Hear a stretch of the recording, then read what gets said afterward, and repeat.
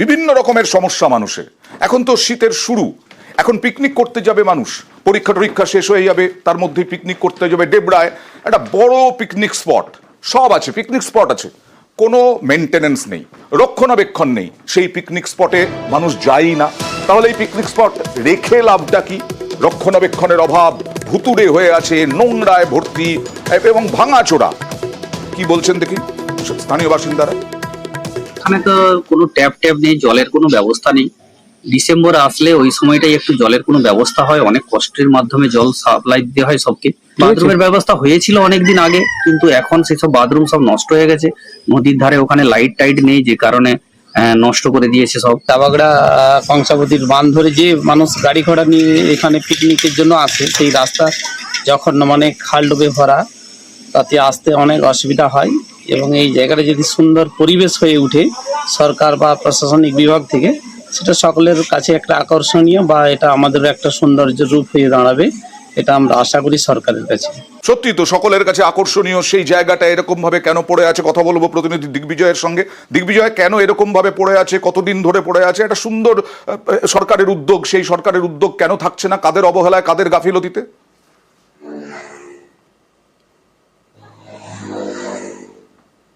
এখন ইতিমধ্যেই এই নিয়ে ডেবরার যে ভিডিও রয়েছে বা যারা বিধায়ক রয়েছে, জনপ্রতিনিধি রয়েছে, তাদের সঙ্গে আমরা বারবার কথা বলেছি, কিন্তু এই কথায় কিন্তু তারা একইবার উত্তর দিয়েছে, দেখছি কিভাবে কি করা যায়, ঊর্ধ্বতন কর্তৃপক্ষের সঙ্গে কথা বলি। এইভাবেই কিন্তু দীর্ঘ 15 বছর পেরিয়ে গেছে। এবছরও ঠিক একই অবস্থা। ডিসেম্বর মাস, সামনে জানুয়ারি মাস, পিকনিকে প্রচুর মানুষ আছে। ডেবরা ব্লকের যে তেমুয়ানি বলে আমরা যেটা জানি, যার তিলা পাটনা বলে নাম, কাঁসাই নদী দুভাগে ভাগ হয়ে যে দ্বীপ হয়েছে, সেখানেই পিকনিক হয়। প্রচুর মানুষের ভিড়, কিন্তু সেখানে না শৌচালয়, না পানি জলের ব্যবস্থা, না রাস্তা। চরম সমস্যা হয় মহিলাদের। তো সেক্ষেত্রে আমরা ডেবরা ভিডিওর কাছে যখন জানি, তিনি বলেছেন টেম্পোরারি যতটুকু যা করার করবেন, কিন্তু পার্মানেন্ট কিছু করতে গেলে ঊর্ধ্বতন কর্তৃপক্ষের সঙ্গে তাকে কথা বলতে হবে। এই বিষয়ে যদিও বিধায়কও উদ্যোগ নিয়েছেন, তিনি কথা দিয়েছেন যে তিনি এই বিষয়টি নিয়ে ভাববেন। নিশ্চয়ই, তার মানে এই শীতেই পিকনিক স্পটে গিয়ে আনন্দ করতে পারবেন মানুষজন। এবং যেখানে বিডিও বলছেন টেম্পোরারি ব্যবস্থা করবেন, হুমায়ুন কবির যিনি বিধায়ক তিনিও বলছেন তার তহবিল থেকে টাকা দিয়ে পিকনিক করার জন্য মানুষকে সাহায্য করবেন। দেখুন, নভেম্বর ডিসেম্বর এই 2 মাস এবং জানুয়ারি মাসের প্রথম দিকটাতে ওখানে প্রচুর লোকজন বাইরে থেকে আসেন পিকনিক করতে। তো এই বছর আমরা পঞ্চায়েত সমিতির পক্ষ থেকে ওখানে টেম্পোরারি রাস্তা এবং জলের ব্যবস্থা করব, বা ওখানে যেগুলো গাছ টাছগুলো পরিষ্কার করে দেওয়া ইত্যাদি বিভিন্ন অ্যারেঞ্জমেন্ট করব। বাট এটা নিয়ে আমরা ফার্দার ভাবছি যে স্থায়ী সমাধান কীভাবে করা যায়, মানে রেগুলার ওয়েতে এইভাবে প্রতি বছর না করে আমরা প্রজেক্ট তৈরি করছি এ ব্যাপারে, এবং সংশ্লিষ্ট ডিপার্টমেন্টে আমরা পাঠানোর চেষ্টা করছি। সরকারিভাবে আমি লিখে জানাচ্ছি, যদি না হয় তাহলে সেক্ষেত্রে বিধায়ক উন্নয়ন প্রকল্প থেকে সেখান থেকে কিছু টাকা আমি 2 লাখ টাকা স্যাংশন করবো, যাতে কিনা পার্টটা হতে পারে। আমি জানি ডিসেম্বর মাসে বা অন্যান্য সময়ে এখানে বহু মানুষ জমায়েত হন, পিকনিক করেন। সেই জিনিসটাকে আমরা অগ্রাধিকার দিই এবং তাতে আমি টাকা অ্যালট করবো। দরকার হলে বিইউপি ফান্ড থেকে অ্যালট করবো। দরকার হলে আমি বিডিওর সঙ্গেও কথা বলবো এবং এসডিওর সঙ্গে কথা বলবো। যদি সম্ভব হয়ে যায় ওখান থেকে তাহলে খুবই ভালো, না হলে আমরা বিইউপি ফান্ডে করবো আর কি টাকাটা দিয়ে। কত রকম সমস্যায় ভুগতে হয় মানুষকে। হনুমানের অত্যাচার, হনুমানের অত্যাচারে একেবারে চাষিদের নাভিশ্বাস অবস্থা। পূর্বস্থলীতে, বর্ধমানের পূর্বস্থলীতে এইভাবে হনুমান ফসলের পর ফসল সাবার করে দিচ্ছে। ক্ষতির মুখে, ব্যাপক ক্ষতির মুখে চাষিরা। পূর্বস্থলীতে এমনভাবেই উৎপাত। আর শীতকালীন সবজি, এখন তো বিভিন্ন ধরনের সবজি ফলান চাষিরা, বিভিন্ন ধরনের সবজি বেচে তারা পেটের ভাত জোগাড় করেন। কথা বলবো প্রতিনিধি নবকুমারের সাথে। নবকুমার, কতদিন ধরে এরকম সমস্যা, এবং চাষিরা কি নিজের উদ্যোগে, এই দেখতে পাচ্ছি আমরা নেট লাগিয়েছে, নেট দিয়ে কি কোনো কাজ হচ্ছে? একদমই তাই অয়নদা। বিষয়টা হলো যে দীর্ঘদিন ধরে যে পারে প্রাকৃতিক বিপর্যয়ে বিধ্বস্ত হয়ে রয়েছে চাষিরা, সে তার উপরে যেভাবে সারের দাম বেড়েছে, তারপরে এই হনুমানের উৎপাত একেবারেই মানে তারা একদম বিপর্যস্ত হয়ে পড়েছে। তারা নিজেদের তাগিদেই তারা প্রায় 6 থেকে 8 ফুট উঁচু করে জাল দিয়ে করেছে। যাদের সামর্থ্য নেই তারা জাল দিতে পারেনি, তারা মাটি পুরো ফাঁকা রেখে দিয়েছে, জমি তারা চাষ করছে না। বিভিন্ন রকম ভাবে তারা চেষ্টা করছে তাড়াবার জন্য, বন দপ্তরকে ইতিমধ্যে তারা জানাবার চেষ্টা করছে বিভিন্ন রকম ভাবে, কিন্তু দল বেঁধে প্রায় 20 থেকে 30 জনের প্রায় মাংসির দল, বাদরের দল, হনুমানের দল, তারা এসে পুরোপুরি সাবার করে দিয়ে চলে যাচ্ছে সবজি। এতে ব্যাপক ক্ষতি চাষিদের। দেখা যাক অয়নদা। কি ব্যবস্থা নেওয়া যায়, কি হতে হয়, দেখা যাক। চাল দিয়েছেন কেন? এই হনুমানের জন্যই। কি করো? হনুমান খেয়ে শেষ করে দেয় তো। ফসল? হ্যাঁ, চালান শেষ করে দেবে। এ পড়লে আর কি কিচ্ছু লাগবে না। এখন তো দেখা যাচ্ছে দেখি তো বাগানে সব থাকবে, এরকম এই অবস্থা। কিছু জমিতে দেখি চাষ হয়নি। চাষ হয়নি হনুমানের জন্য, আর কি তো চাষ হয়নি। সব মাঠ মাল সব জল দেয় কেন? শুধু হনুমানের জন্য। উৎপাদ মানে বিশাল, খেয়ে শেষ করে দেয়। একসঙ্গে 25-30টা করে আসে, সে চাষে তো লস আমাদের। একসঙ্গে 25-30টা করে হনুমান এখানে ফসল নষ্ট করে দিচ্ছে, সবজি নষ্ট করে দিচ্ছে।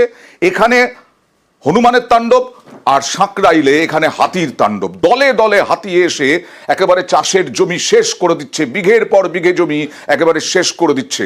এখানেও চাষিদের মাথায় হাত। সাঁকরাইলে পরপর গ্রামে 20 থেকে 30টি দাঁতালের দল দাপিয়ে বেড়াচ্ছে। বন দপ্তরের বিরুদ্ধে উদাসীনতার অভিযোগ। সরব স্থানীয়রা। দেখুন, একেবারে হাতির পাল জমির ওপর দিয়ে নষ্ট করে খেয়ে দিয়ে সব সাবার করে দিচ্ছে। সরাসরি কথা বলবো প্রতিনিধি রাজুর সাথে। রাজু, নিত্যদিনের প্রবলেম। এর থেকে মানে মানুষকে উদ্ধার করা কিভাবে সম্ভব?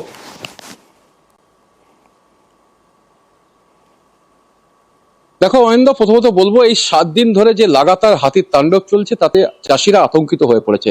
কারণ যে চাষের জমিতে যে ফসলটুকু রয়েছে সেটাও তারা তুলতে পারবেন কিনা তা নিয়ে নিশ্চিত নন তারা।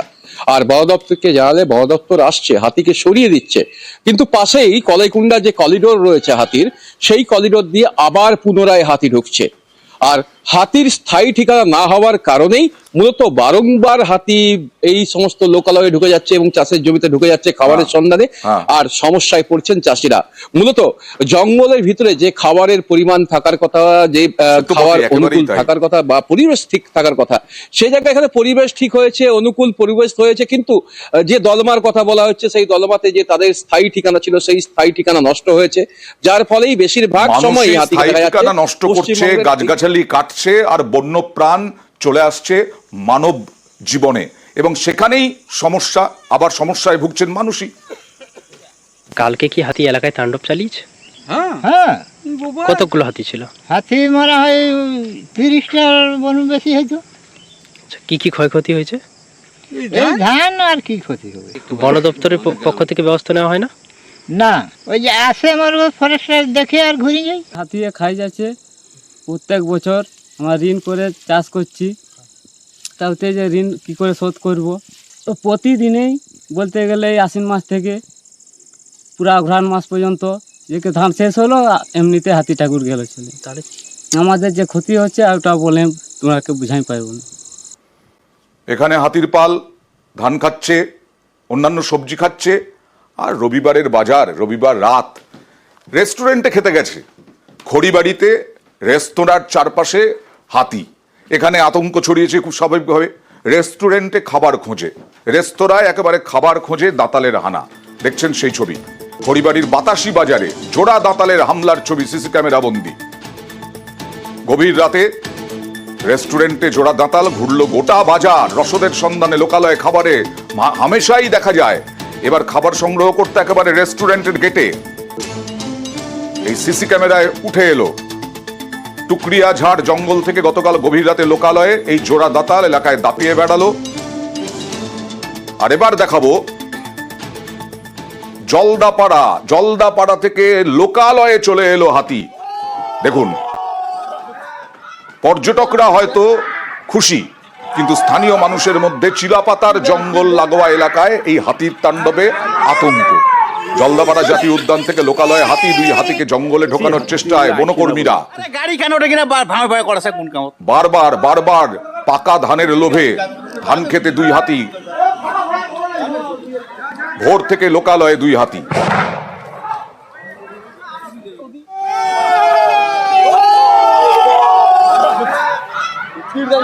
বিভিন্নভাবে বারবার লোকালয়ে চলে আসছে হাতি। কারণ মানুষই দায়ী তো। বন দপ্তর একাকী করবে, যেমন মেটেলিতেও একেবারে ধান জমিতে হাতি সেই হাতির তাণ্ডবে মাথায় হাত চাষিদের, কোন রকমে হাতি খেদানোর চেষ্টা, ধূপঝোড়া, গরুমারা জঙ্গল থেকে লোকালয়ে হাতি, বাজি ফাটিয়ে গজরাজের দলকে ফেরানো হয় জঙ্গলে।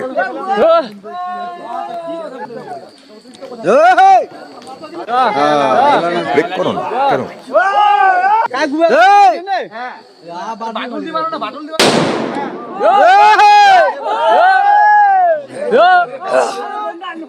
আরে